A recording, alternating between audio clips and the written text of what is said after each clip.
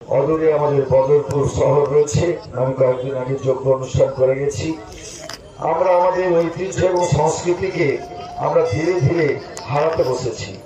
আমাদের কোথায় আজকে আমাদের যে সমস্ত ভারতবর্ষে তথা আসামের যে সমস্ত রাজনৈতিক নেতারা আছেন তারা অগ্রণী ভূমিকা নিয়েছেন, নিয়ে আজকে করিমগঞ্জকে শ্রীভূমি জেলাতে রূপান্তরিত করেছেন।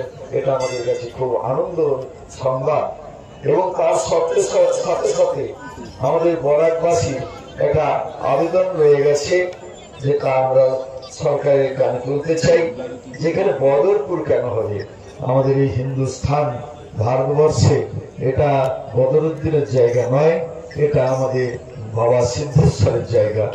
এই জায়গাটিকে অনেকদিন ধরে দাবি উঠছে বিভিন্ন অঞ্চলে, আমরা দেখে আসছি যে সিদ্ধেশ্বর শিব আজকে রয়েছেন, তাকে এই দেবতাকে সামনে রেখে দেবতার নামকরণ করে আমরা প্রত্যেকদিন আমরা বদরপুর বলছি।